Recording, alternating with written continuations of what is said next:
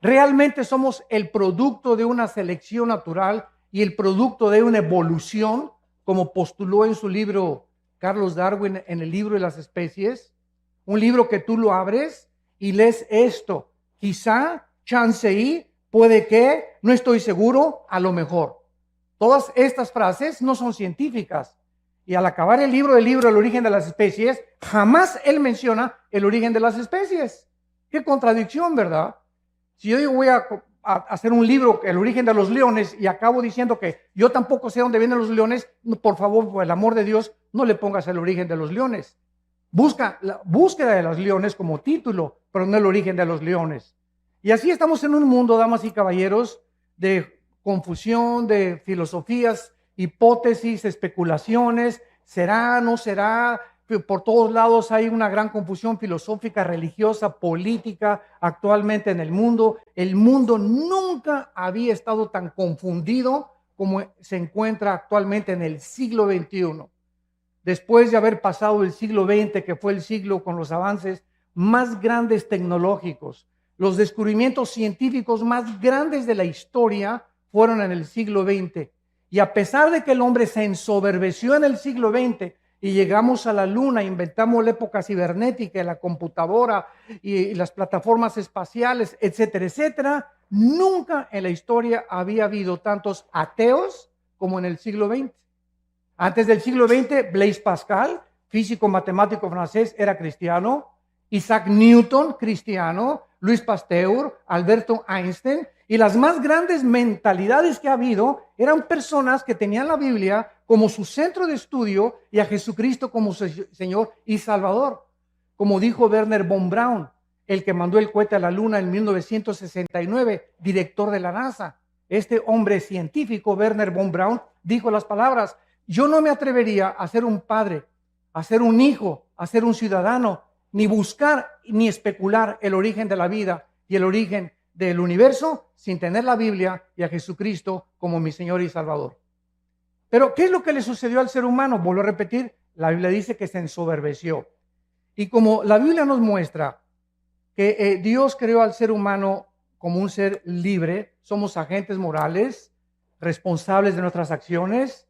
Si somos el resultado de los animales, por eso los muchachos en la escuela se portan como changos también. Cuando se les comienza a enseñar que venimos de los animales, no hagas lo que este padre de familia le dijo a un muchacho hace poco en una universidad. Oye, hijo, le dijo el hijo al papá, ¿tú crees en Dios, papá? Y el papá le contestó, no, yo no creo en Dios. Y le dijo entonces el hijo, entonces, ¿por qué me exhortas a no fumar marihuana? ¿Sabes una cosa? Si tú no crees en Dios, tú no tienes ninguna base moral para poder decirle que lo que yo estoy haciendo es bueno o es malo, porque yo hago mis propias leyes. Yo quiero endiosarme igual que tú, padre.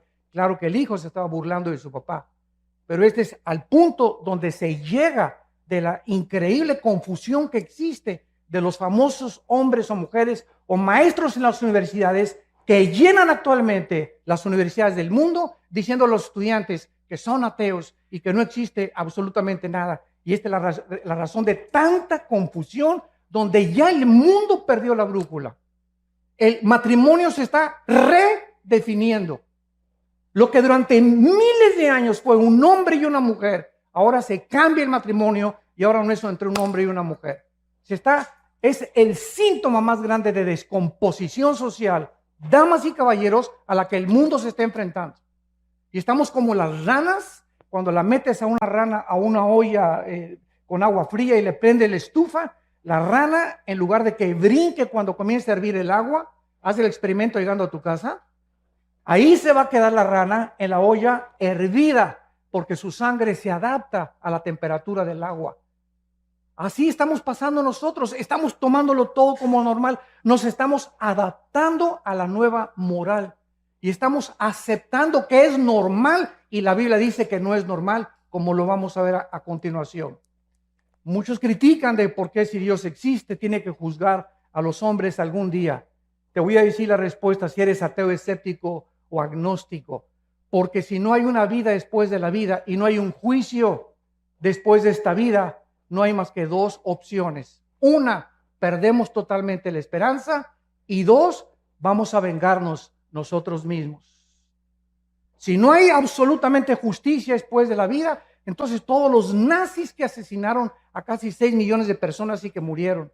El grupo de ISIS que está en el Medio Oriente ahorita, que están matando a cientos, miles de cristianos, degollándolos y mueren de un bombazo de repente. Y dices, pues qué fácil, ¿verdad? ¿Sabes una cosa? Te equivocas. La Biblia dice que hay un juicio que viene cuando tú mueras y cuando yo muera. Y este juicio somos salvados cuando ponemos nuestra fe en una cruz, donde el Hijo de Dios dio su vida para dar su sangre y decirnos estas palabras. De verdad les digo, que cualquiera que oye mi palabra y crea al que me envió, no vendrá a condenación.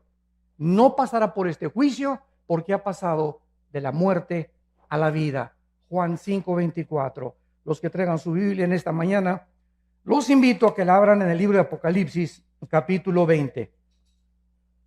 Apocalipsis, capítulo 20. El libro de Apocalipsis fue escrito hace 2000 años. Por el último de los sobrevivientes de los apóstoles de Jesucristo, llamado el apóstol Juan. Este hombre Juan tenía 95 años de edad, exiliado por el emperador romano en la isla de Patmos. Si tú vas a Europa o vas al mar Egeo, vas a encontrar que todavía está la isla de Patmos y se encuentra todavía el lugar donde el apóstol Juan estuvo exiliado por el emperador romano. El apóstol Juan tenía como 95 años de edad y nos imaginamos tal vez que ya estaba, bueno, para eso fui cristiano, colgando con cadenas. Los exiliados políticos del gobierno de Roma no les quitaban la ropa. Al llegar a la isla y al exiliarlos, les colgaban las cadenas y no les volvían a quitar la ropa. Ahí se hacían excremento y todas sus necesidades. Imagínense ustedes nada más a los 3, 4 días de estar así, cómo podrían morir estas personas sin ninguna misericordia del pueblo romano. Entonces Juan a los 95 años de edad va caminando por la playa. Todo eso se encuentra en el capítulo 1 de Apocalipsis y oye una voz atrás de él que le dice: yo soy el primero y yo soy el último. Yo soy el alfa y yo soy el omega. Yo soy el que tengo las llaves del infierno y las llaves de la vida. Y yo soy el que estuve muerto, mas he aquí que vivo por los siglos de los siglos. Y cuando Juan voltea, ve a una entidad espiritual brillante, con el pelo blanco como la nieve, los ojos refulgentes como las llamas, con un vestido de lino que le llegaba hasta los pies, con un cinturón que le ceñía la cintura de oro, con los pies refulgentes como el bronce bruñido, y le contesta el Señor Jesucristo: yo soy Jesús, el que estuve muerto, mas he aquí que vivo. Quiero que escribas, Juan, lo que va a ser, lo que ha sido y lo que será. Y así es como tenemos nosotros el libro, los 22 capítulos del libro del Apocalipsis, que contiene el final de la raza humana, que nos muestra claramente los avances tecnológicos como la marca del 666, que el anticristo va a ponerle muy pronto a la humanidad. ¿Cómo pudo la Biblia adelantarse, damas y caballeros, de que se iba a escribir hace 2000 años, que vendría el tiempo en que la economía del mundo se tendría que controlar por computadoras si no se hubiese inventado las computadoras? ¿Quién le reveló al apóstol Juan que vendría el tiempo que solamente con computadoras puedes controlar una marca y marcar a más de 7.5 billones de personas que estamos ahorita en el planeta Tierra? La Biblia es increíblemente demostrando las evidencias profundas que existen de que es un libro sobrenatural. En el capítulo 20, que es el capítulo que nos concierne en esta mañana, encontramos estos versículos del 11 al 15. Y dice así: y vi un gran trono blanco y al que estaba sentado en él, de delante del cual huyeron la tierra y el cielo, y ningún lugar se encontró para ellos. Y vi a los muertos, grandes y pequeños, delante de Dios. Y los libros fueron abiertos. Otro libro fue abierto, el cual es el libro de la vida. Y fueron juzgados los muertos por las cosas que estaban escritas en los libros según sus obras. Y el mar entregó los muertos que había en él. La muerte y el Hades entregaron los muertos que había en ellos, y fueron juzgados cada uno según sus obras. y la muerte y el Hades fueron lanzados al lago de fuego. Esta es la muerte segunda, y el que no se halló inscrito en el libro de la vida fue lanzado al lago de fuego. Vemos nosotros que por causa de que no fuimos el resultado de una evolución, ni venimos de los animales, la Biblia nos muestra que somos criaturas racionales, agentes morales, responsables de todas las decisiones, pensamientos y palabras que hayamos hecho mientras estábamos vivos. Y por esta razón, por ser agentes morales libres, Dios nos tiene que juzgar. Porque si no hubiera un juicio y Dios no fuera el legislador de la moral, sería un monstruo de Dios. Muchas personas dicen, ¿cómo es posible que Dios haya creado el universo? Y si Dios es Dios, las clásicas preguntas de los ateos. ¿Por qué hay maldad? ¿Por qué si Dios tiene el poder de destruir al diablo, no lo destruye una vez? Y te contesto porque acabaría primero contigo. Entonces, ¿por qué estas preguntas? Simplemente porque no conocen las respuestas que están en la Biblia. Y quieren estas personas abarcar la mente de un ser completamente incomprensible, que sus pensamientos no son nuestros pensamientos, ni los caminos de Dios, ni la forma como Él actúa como tú y como yo, que tenemos cerebros de caracol, comparados con la grandiosidad, la majestuosidad y el poder infinito de Dios. Y nos ponemos con la soberbia de creer y pedirle cuentas a Dios. Y por esto y por aquello, y por esto y por aquello, que es la base del ateísmo y de la filosofía del ateísmo. ¿Por qué esto y el otro? Porque su mente no comprende estas cosas, en su bitácora concluyen, ¿verdad? Pues como yo no entiendo por qué está pasando, y si yo fuera Dios, hago a un lado a Dios y descarto a Dios de mi vida. Porque intelectualmente no puedo aceptar un Dios con estas condiciones. ¿Qué cosa más terrible? Y quiero decirles que antes de que yo fuera cristiano era ateo. Yo profesé el ateísmo durante 7 años. Y formé parte del Partido Comunista Mexicano. Y comprendí la teoría de Hegel, la dialéctica materialista. Y mi héroe era Nikolai Lenin desde la Revolución Rusa Bolchevique en 1917. El Che Guevara tenía un inmenso póster arriba de mi cama del Che Guevara, etcétera, etcétera, porque como todos los jóvenes idealistas, buscamos siempre identificarnos con algo. Yo quería entregarle mi vida a alguna cosa que valiera la pena, una revolución armada. Vamos a cambiar esto, vamos a un gobierno utópico, es lo que estaba buscando, porque no hay ningún sistema de gobierno, llámese socialismo, comunismo, democracia, que es el mejorcito de los gobiernos, pero tampoco es perfecto. No existe un gobierno porque el ser humano, dice la Biblia, somos seres imperfectos. Entonces luchamos contra algo que queremos cambiar porque traemos la eternidad en el corazón. Buscamos la justicia todos, buscamos la verdad, buscamos algo con que identificarnos que valga la pena. Estamos hartos de tanta hipocresía, de tantas cosas en el mundo. ¿Por qué? Porque fuimos hechos a la imagen y semejanza de Dios. Jamás he visto un grupo de conejos preocupados, ni de changos tampoco buscando el universo, de dónde vengo, quién soy, a dónde me dirijo. ¿Por qué? Porque estas son características únicas, peculiares, que Dios derramó en el ser humano. Vemos en primer lugar que el apóstol Juan dice lo siguiente: vi un gran trono blanco y al que estaba sentado en él. Dice la Biblia que hay un trono. Un trono es un símbolo de autoridad y de gobierno. Hay un ser en el universo, en algún lugar en el universo, donde Él está gobernando el universo con el poder de su palabra. Y este Dios que está sentado ahí en su trono, dice Juan que Él lo vio, porque Juan fue sacado de espiritualmente su espíritu. La Biblia dice que somos espíritu, que tenemos un alma y que vivimos dentro de un cuerpo. No hay ningún libro que te pueda decir de qué está formado el ser humano. Freud quiso penetrar en la mente subconsciente creyendo que el ser humano, en la psique se encontraba su problema, y trató de hipnotizar a los pacientes enfermos con histeria y con paranoias y con esquizofrenias, etcétera, etcétera, y tratar de inconscientemente traerlos al consciente para que su subconsciente fuera sanado. Sin embargo, Freud se enfrenta solamente a la mente. Ese fue su grande fracaso.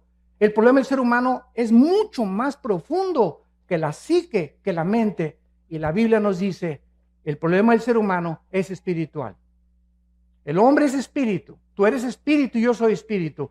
Tenemos un alma. El alma es la mente, las emociones, los sentimientos y la voluntad. Y vivimos dentro de un envase, este cuerpo que todos los días se deteriora y perdimos millones de células cada día, y que cada vez envejecemos. Es un cuerpo completamente que va a desaparecer y nos van a enterrar en la tumba, o que te cremen. No importa cómo acabemos en la panza de un tiburón o un temblor, no importa cómo el cuerpo muera. Jesucristo dijo: yo soy la resurrección y la vida. Y quiero decirte que no importa a la edad que mueras, ni cómo mueras, te voy a volver a levantar, como levanté a Lázaro cuando le dije: Lázaro, que tenía 3 días descompuesto su cuerpo, donde las neuronas del cerebro estaban completamente ya destrozadas, donde la sangre ya no estaba circulando, estaba ya casi coagulándose. El espíritu entra dentro de Lázaro y sale de la tumba para demostrarnos que solo Cristo, no Buda, ni Mahatma Gandhi, ni el gurú Maharishi Kachi Marrakakachi, ni el Dalai Lama, que el Dalai Lama le dijo en 1992 al Papa Juan Pablo II que él era Dios. Me acuerdo que yo mandé un correo a la embajada china y le dije al Dalai Lama: si usted es Dios, díganos cuándo va a resucitar. Anúncienos, si usted es Dios, tiene el pulso de la vida. Y solo hay un hombre que anunció con anticipación: el Hijo del Hombre será entregado en manos de pecadores y resucitará a los 3 días. Y así fue, cuando Él resucita, era el sello de Dios de que Él era el Hijo en el cual Dios tenía su complacencia. Y la Biblia dice: a Él oíd. Y desde ese momento, cuando yo supe eso, me di cuenta que era la única persona que valía la pena oír, y que dijo: yo soy el camino, la verdad y la vida. Había estudiado yo a Buda, a Mahatma Gandhi, al Dalai Lama, a Confucio, a Zoroastro, a los gurús, etcétera, etcétera. Había estudiado todos los líderes filósofos y religiosos que ustedes ponen a enunciar, y comparé todos los libros: el Tripitaka de Buda, el Zoroastro, los Vedas de los persas, el Corán de los musulmanes. Todos los libros sagrados los comparé con la Biblia, y a todos los líderes sagrados los comparé con Jesucristo, y ni siquiera pude atreverme a decir que había alguna comparación. Ningún libro sagrado contiene la información de la Biblia. Ninguno de los líderes que han existido en el mundo ni siquiera se puede atrever a compararse con la vida inmaculada, preciosa, maravillosa, celestial del Hijo de Dios, Jesucristo. Este juez, dice la Biblia en el libro de Hechos, capítulo 10, que será Jesucristo. La Biblia lo anunció con muchos años de anticipación con estas palabras: como Dios ungió con el Espíritu Santo y con poder a Jesús de Nazaret, y como éste anduvo haciendo bienes y sanando a todos los oprimidos por el diablo, porque Dios estaba con él. Y nos mandó que predicáramos al pueblo y testificáramos que Él es el que Dios ha puesto por juez de vivos y de muertos. De este dan testimonio todos los profetas, que todos los que en Él creen reciban perdón de pecados por su nombre. Este hombre que vio Juan en el trono era Jesucristo. Ese Cristo que murió entre 2 ladrones, crucificado, ensangrentados de los pies a la cabeza. Dice Isaías 52 que cualquiera que hubiera visto a Cristo era un guiñapo humano, era un monstruo en la cruz, que ni siquiera su madre, la Virgen María, lo podría reconocer. ¿De qué forma los romanos, que eran expertos en la tortura y en la crucifixión, deformaban completamente? Eran pedazos de carne los que colgaban ya en la cruz, de todos los latigazos y toda la tortura que ejecutaban antes de llevarlos a lo máximo de crueldad que el ser humano puede imaginarse. Y este hombre, Jesucristo, nos da la respuesta. ¿Cómo es posible que el Hijo de Dios, el creador del universo, que nació de una Virgen María, que nació en un pesebre, que vivió durante toda su vida enseñándoles a 12 hombres, nosotros hayamos hecho esto con el máximo creador del universo? ¿Por qué Cristo estaba como estaba en la cruz? Y la respuesta nos da la Biblia: porque eso es lo que el pecado nos hace y nos convierte. El pecado nos convierte en monstruos. Es el pecado la razón, no es Dios, de tanta envidia, de tanta amargura, de tanto odio del ser humano, de tantos robos, de tanta violencia. Es el pecado. Tenemos una naturaleza contradictoria. Tú le preguntas a una persona que fuma: Oye, compadre, ¿por qué fumas? ¿Que no sabes que el cigarro te destruye los dientes, las encías, la laringe, la tráquea, el esófago, los pulmones, los alvéolos pulmonares, todo? Y te contesta, pues sí, compadre. ¿Y no ves que la cajetilla dice, este producto no sirve para la salud? ¿Por qué lo sigues haciendo? ¿Qué te contesta esa persona? Pues no, chepo, porque me gusta. Oye, ¿por qué te emborrachas? ¿No sabes que te vas a destruir el hígado y que el alcohol acaba con tu vida? ¿Por qué lo haces? Porque la Biblia tiene razón. Somos autodestructivos. Somos autodestructivos. Es increíble cómo nos envenenamos con tantas cosas, con drogas, con cigarros, con alcohol. ¿Por qué lo hacemos? Porque dice Romanos 7, el mal que quiero no lo hago. Sí, no, el bien que quiero no lo puedo hacer. Entonces, cuando me propongo hacer el bien, encuentro, dice Pablo, algo dentro de mi naturaleza que me lleva contrario a la ley del Espíritu y hago las cosas que yo no quiero hacer. Yo no quería adulterar, yo no quería fumar marihuana, yo no quería hacer esta cosa, pero dentro de mí había algo que me decía, hazlo, adultera, fornica, vete con un hombre, vete con una mujer, porque estamos continuamente destruyendo nuestra alma. El diagnóstico de la Biblia, no cabe duda que es la pura verdad. A continuación, en nuestro pasaje en Apocalipsis, dice lo siguiente: vi un gran trono blanco y al que estaba sentado en él, que es Jesucristo, delante del cual huyeron la tierra y el cielo, y ningún lugar se encontró para ellos. ¿Cuándo será este juicio? Es la segunda pregunta que vamos a contestar. La primera es Jesucristo, Él va a ser el juez, el que murió en la cruz y resucitó de los muertos, del cual tú te burlaste, del cual tú te reíste, del cual tú creíste mejor a Carlos Darwin que a Jesucristo. Qué increíble, ¿verdad? Tú creíste más a Carlos Marx que a Jesucristo. Le creíste más al Maharaji Tachi Marakaji que a Jesucristo. Le creíste más a Mahatma Gandhi que a Jesucristo. Es increíble, a pesar de las evidencias increíbles que tiene la Biblia y Jesucristo. Pero esta es la condenación, que la luz vino al mundo y los hombres no aman la luz ni la verdad. Tú amas las tinieblas y prefieres en tu soberbia y en tu orgullo creer más a hombres como Marx, como Freud, como Mahatma Gandhi, que fueron hombres, algunos ilustres, pero no le has querido creer a aquel que dijo, yo soy el camino, la verdad y la vida. Yo soy el camino, la verdad y la vida. ¿Y Jesucristo es lo que él dijo ser? ¿O es el ser más psicópata, esquizofrénico, maníaco, depresivo que pueda haber existido en la humanidad? Porque nadie se ha atrevido a decir, yo soy la verdad absoluta del universo entero. Y en mí están encerrados todos los secretos de la sabiduría y del conocimiento. Este tiempo será cuando desaparezca este planeta y el universo. Dice la Biblia en el libro de Isaías, en el Antiguo Testamento, profetizando que iba a desaparecer el mundo donde vivimos con estas palabras. Porque aquí, Isaías 65, 17, yo crearé nuevos cielos y nueva tierra, y de lo primero no habrá memoria, ni más vendrá el pensamiento. En otras palabras, esto te contesta la pregunta, oiga, y cuando llegue al cielo, si no está mi perro Fido conmigo, ¿no lo voy a extrañar?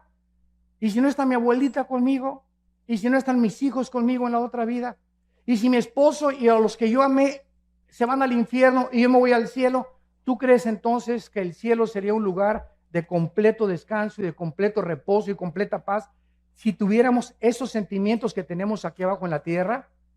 ¿Por qué pensamos así? Porque creemos que vamos a tener la misma mentalidad que tuvimos aquí en el mundo. Pero cuando vayamos al cielo, Jesucristo dijo una vez que le tocaron la puerta y que estaba enseñando a sus discípulos, Señor, en la puerta está tu mamá y tus hermanos. Le tocaron la puerta y volteó Jesucristo y les dijo, ¿verdad? Pasen, les dijo que pasaran. No les dijo eso, ¿verdad? ¿Por qué su mamá y sus hermanos no entraron al estudio bíblico? ¿Por qué no entraron? ¿Por qué no se juntaban y lo seguían como lo siguieron 12 apóstoles? Entonces Jesucristo no fue a recibir a su mamá ni a sus hermanos, sino que se volteó a los discípulos y les dijo, mi madre y mis hermanos son ustedes los que hacen la voluntad de mi Padre. Entonces, en el cielo, nuestros padres y hermanos que tuvimos aquí no necesariamente van a estar con nosotros. Va a haber nuevas familias, de acuerdo a Isaías 65 y Isaías 66. Y ya no habrá más memoria de tu perro, ni de tu novia o de tu exesposa. Pero hay algo que es también importante. Las familias, de acuerdo a Isaías 65, las familias que en esta vida fueron todos cristianos y los hijos cristianos, seguiremos viviendo como familia en la otra vida. Porque dice la Biblia, tu descendencia será bendita, que son nuestros hijos. Salmo 112, versículo 2. Bienaventurada la generación de los justos, porque será bendita por toda la eternidad. Entonces, este tiempo será cuando los cielos y la tierra desaparezcan. Imagínense ustedes, ahí van a estar en este juicio todos aquellos que creían que en este mundo estaba realmente todo lo que ellos querían.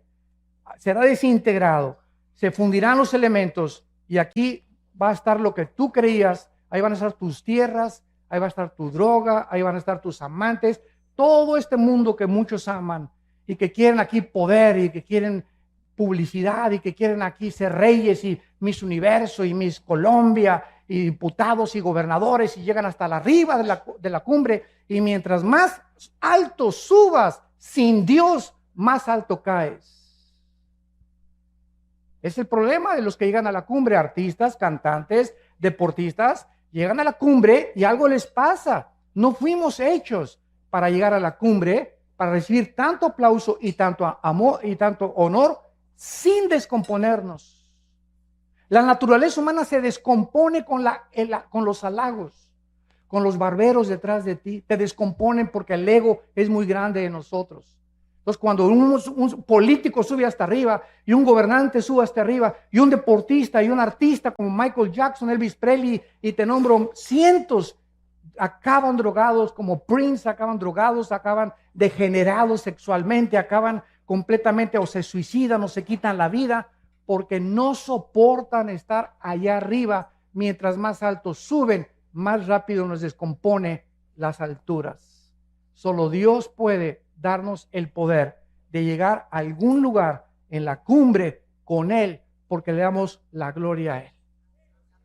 Y cuando no es así, vemos cómo se descompone el ser humano.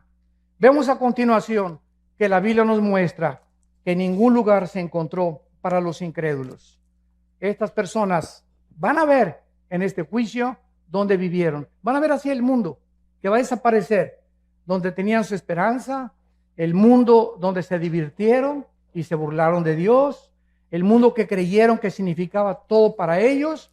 De repente, así como una burbuja de jabón, será completamente deshecho. Dice Marcos 8:34 que Jesucristo le dijo a la gente: todo el que quiera salvar su vida la va a perder, y el que pierda su vida por causa de mí y del evangelio la salvará. Porque ¿qué aprovechará el hombre si ganara el mundo y perdiere su alma? ¿De qué te sirve haber llegado a Miss Guerrero, gobernador de Guerrero, senador, diputado, presidente de la República? Dime lo que tú quieras. O haber tenido los millones que tú quieres, que crees que en el dinero se encuentra la felicidad. ¿De qué te sirve la intelectualidad o el conocimiento al que has llegado, sabiendo que mientras más sabes, menos sabes y más nos falta por conocer? Nada nos puede satisfacer en esta vida. Todo es vanidad de vanidades.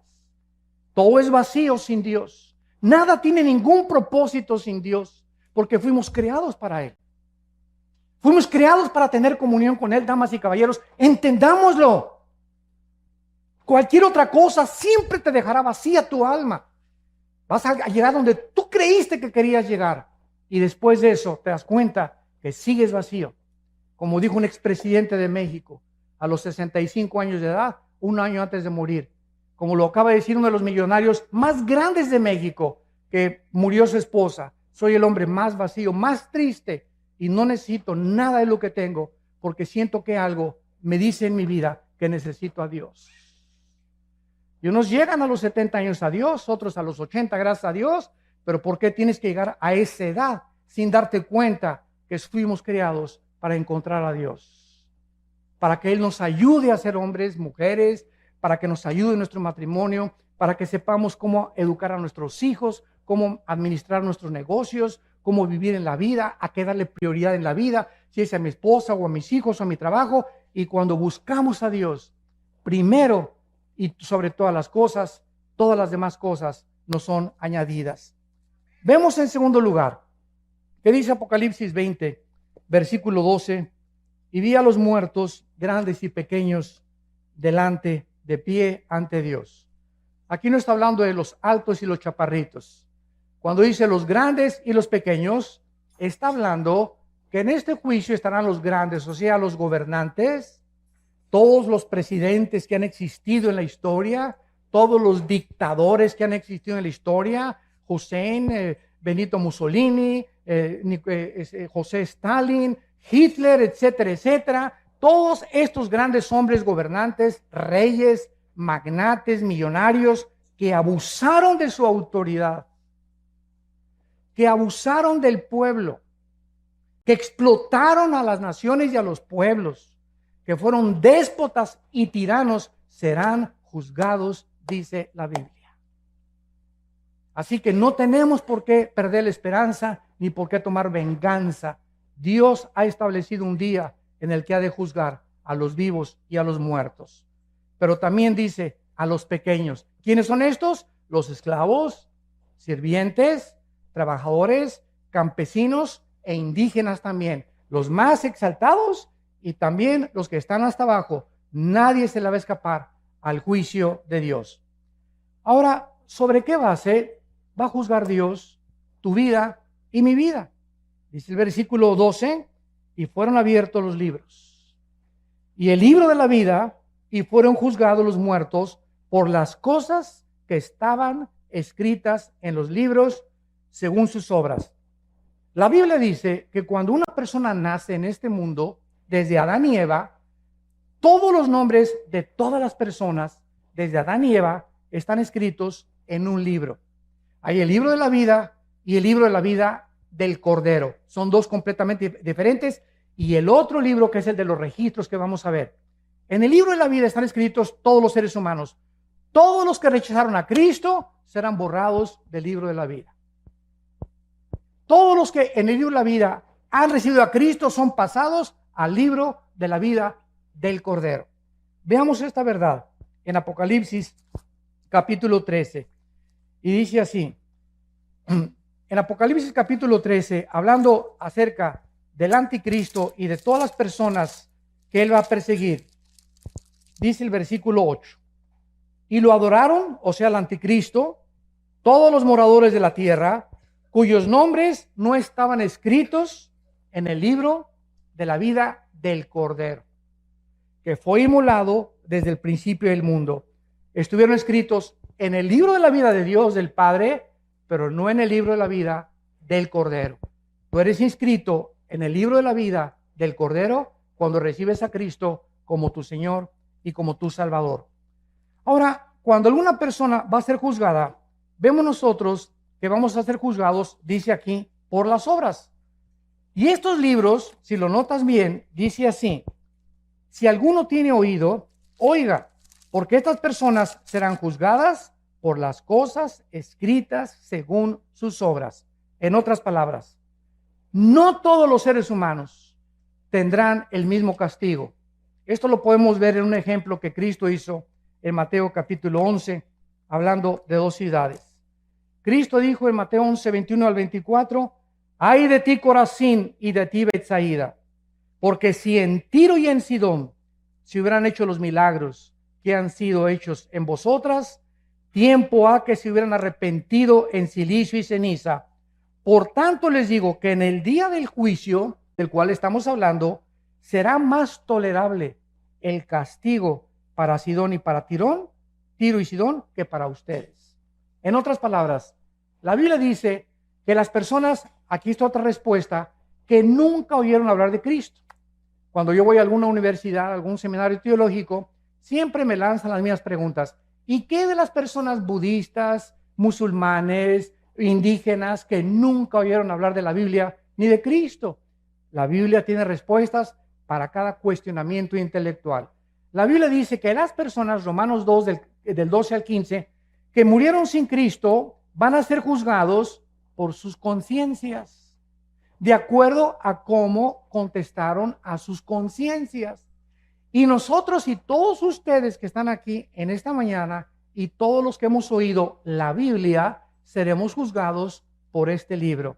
Porque al que mucho se nos ha dado, mucho se nos va a pedir. Más te valió no haber venido a este desayuno. Te lo digo con todo mi corazón.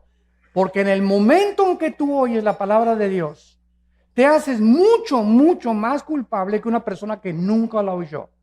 Y esta es la condenación, que tú oyes la palabra y ves la luz delante de ti y dices, no la quiero. Hay otras personas que no tienen el privilegio que Dios te está dando en esta mañana de arrepentirte de tu vida y de tus pecados. Y la oportunidad de comenzar una nueva vida, como el testimonio que escuchamos, que solo Dios puede cambiarte. Pero las personas que nunca oyeron de Cristo serán juzgadas por sus conciencias. Por ejemplo, Sodoma y Gomorra fueron destruidas en 24 horas. El diluvio tardó 120 años, donde Noé, arrepiéntanse, 120 años Dios le dio a Noé y a esa civilización para que se arrepintieran hasta que vino el diluvio. A Sodoma y Gomorra le dio 24 horas. ¿Se dan cuenta ustedes? ¿Es Dios injusto? No. Simplemente los pecados de Sodoma y Gomorra son dos ciudades que llegaron y traspasaron donde Dios vio que no tenían regreso, que habían llegado a tal grado su depravación sexual que si no eran detenidos y no eran extinguidos del planeta Tierra, cundiría y se expandiría por todas las ciudades el pecado de la homosexualidad. Entonces, Corazín y Betsaida fueron dos ciudades en las que Cristo estaba enfrente de ellas. Y Cristo les dice, si otras ciudades que no me oyeron hubieran oído lo que ustedes oyeron, será más tolerable, no serán castigadas tanto como los voy a castigar a ustedes, porque al que mucho se le da, mucho se le pide. Y tú y yo somos ante Dios culpables de lo que hemos oído en esta mañana. Vemos en el versículo 13, en Apocalipsis 20, y el mar entregó los muertos que había en él. Y la muerte y el Hades entregaron los muertos que había en ellos, y fueron juzgados cada uno según sus obras. Dice la Biblia que va a haber dos tipos de resurrecciones. Juan capítulo 5. Los que hicieron lo bueno a resurrección de vida, los que hicieron lo malo a resurrección de condenación. No hay más que dos juicios. Los que hemos recibido a Jesucristo, ya no vamos a ser en la muerte juzgados por nuestros pecados. Seremos juzgados por nuestras obras, nada más, sin perder la salvación, para recompensas o rechazo de recompensas.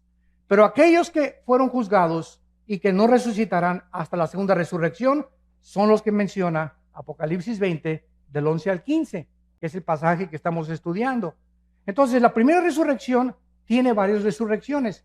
Primero fue Cristo, después los que estaban con él, que son las primicias, después viene el arrebatamiento de la iglesia, vamos a hablar mañana del arrebatamiento de la iglesia, después viene el arrebatamiento de los 144,000, la resurrección de los dos testigos, la resurrección de los mártires de la gran tribulación, y después la resurrección al final del milenio de los que entraron con cuerpos no glorificados y que van a resucitar antes de los cielos y la nueva tierra.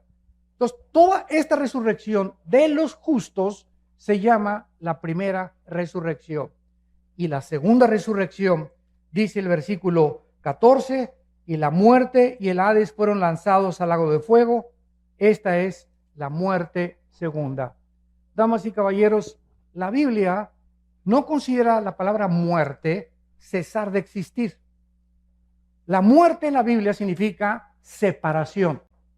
Entonces, cuando dice la Biblia que la muerte segunda vendrá a ellos, es porque tú vas a morir físicamente y yo también una vez. Y después de que tú mueras físicamente, vas a morir otra vez si eres lanzado al infierno. Tuviste dos muertes y un solo nacimiento. El cristiano tiene dos nacimientos, nací de mi mamá y nací del Espíritu Santo. Y moriremos una sola vez, físicamente. Porque al morir nos están esperando los ángeles para llevarnos a la presencia de Dios. Y no porque seamos buenos ni mejores que los demás, simplemente por haber creído en el nombre del Hijo de Dios.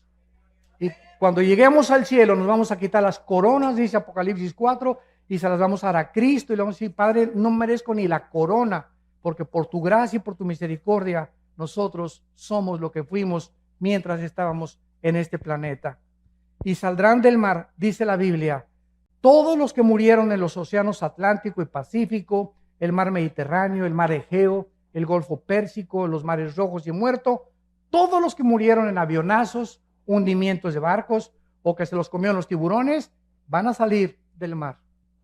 Y los demás saldrán del centro de la tierra, y dice: y la muerte y el Hades fueron resucitados y entregados a ellos y juzgados por sus obras. ¿Qué es el Hades?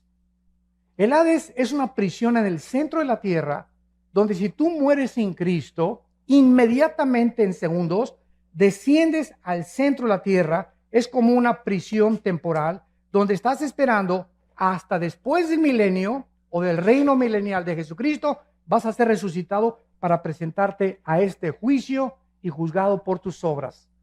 El Hades es una prisión en el centro de la tierra, donde están únicamente los espíritus de los seres humanos desde Adán hasta nuestros días que rechazaron a Dios.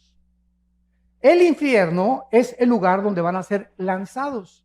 Y cuando nosotros estudiamos la Biblia, nos damos cuenta que esta profundidad o esta prisión que se encuentra en el centro de la tierra, van a salir todos los que...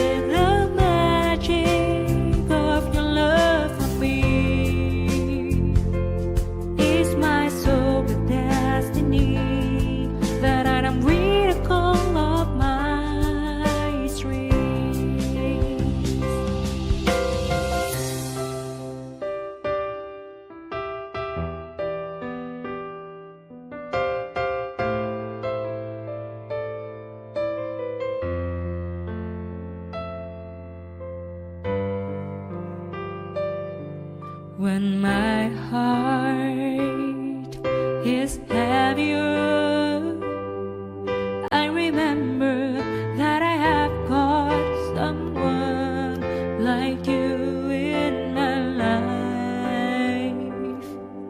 A single day is nothing without you.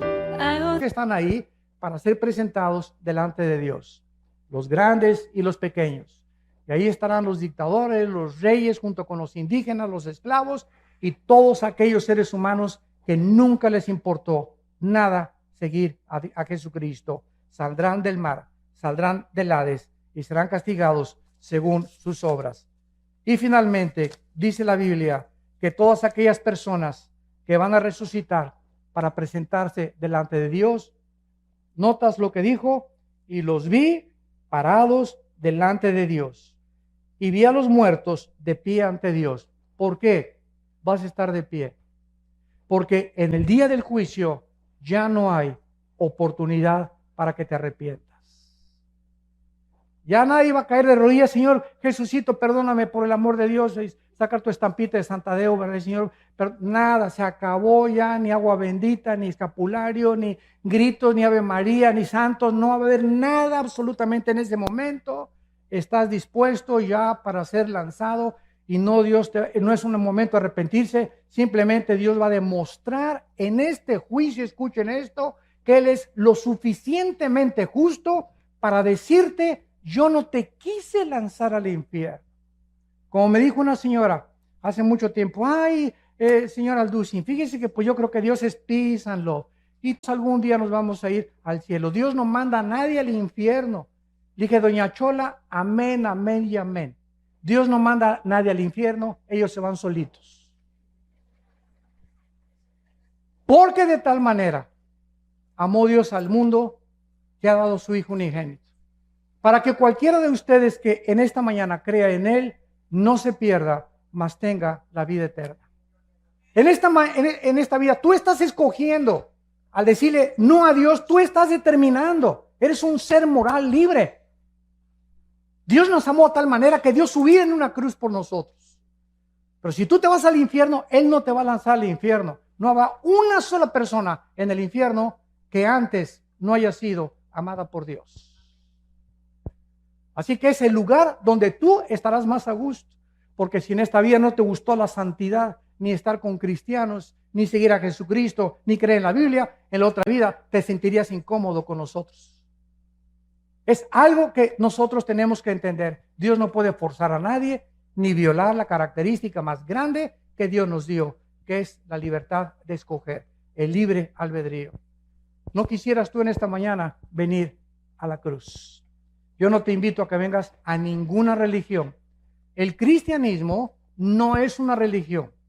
Cristo no bajó del cielo a traernos otra religión de las miles de religiones que existen. Cristo bajó del cielo a traernos la vida eterna. Y esta es la vida eterna, que te conozcan a ti, al único Dios verdadero, y a Jesucristo al que tú has enviado. Y este es el testimonio que Dios nos ha dado, la vida eterna. Y esta vida está en su Hijo. El que tiene al Hijo tiene la vida. El que no tiene al Hijo, aunque seas católico o protestante o mormón o testigo de Jehová, no importa la religión que tengas. Si tú no tienes al Hijo, tienes una religión, pero no tienes la vida eterna. ¿Te das cuenta de la grande diferencia y de la ignorancia tan grande que hay por ignorar la Biblia? Que estamos satisfechos con una religión. Pues yo voy el domingo y me comulgo, o a mi iglesia, etcétera, etcétera, y de lunes a viernes me porto como el hijo del anticristo. Hago lo que me da la gana, ¿verdad? Total, que Dios me va a perdonar. ¡Cuánta ignorancia! ¡Qué susto te vas a llevar el día que tú te mueras! ¿Y cuántos de nosotros en esta mañana estamos seguros que amanecemos? Ninguno de nosotros. En el año 2001, 3,000 personas se levantaron en Nueva York y trabajaban en las Torres Gemelas. 3,000 personas se levantaron y le dijeron a su esposa: mi amor, nos vemos a las 12 para el lunch, nos vemos al mediodía, se pusieron su corbata. Esas 3,000 personas, ¿quién se iba a imaginar que 2 aviones se iban a estrellar con unas Torres Gemelas y que era la última vez que a su esposa le decían te amo? ¿Estás tú seguro hoy en la mañana que te levantaste que no es tu último desayuno? ¿Una embolia cerebral, un ataque al corazón, una bala perdida, un accidente de tránsito? No tenemos comprada la vida, ninguno de nosotros. La Biblia dice: prepárate para encontrarte con tu Dios. Prepárate, porque nuestra vida está en un hilo y nunca nadie sabe cuándo Dios nos llama a presentar cuentas. ¿Estás tú preparado? Esta oportunidad te la da Dios hoy en la mañana, en su misericordia, y porque Él te dice te amo, te amo, te amo. No quiero que te pierdas. Tengo un programa mucho mejor que el que tú te imaginas para tu vida. Mis pensamientos para ti son de paz y de esperanza, para darte el fin que tú anhelas, para que tú entiendas mi amor, que di mi vida en una cruz, para que cualquier cosa que me pidas, yo te la voy a conceder. Este es el amor de Dios, que siendo pecadores, Cristo da su vida por nosotros. Los invito a muchos de ustedes en esta mañana que inviten a Jesucristo a su vida, que te arrepientas de tus pecados y que en esta mañana te enfrentes con la realidad que en el día que tú mueras, inmediatamente esté establecido el juicio. No habrá ninguna oportunidad, no hay reencarnación, no hay purgatorio, no hay más que cielo e infierno, de acuerdo a la Biblia. ¿Qué escoges tú en esta mañana? La vida. Escoge la vida para que Dios te bendiga y puedas algún día darle gracias a Dios que no te equivocaste esta mañana al venir a este desayuno y a decirle al Señor Jesucristo: entra a mi vida, Señor, te necesito como mi Señor y Salvador. Les pido que inclinen sus cabezas por unos segundos.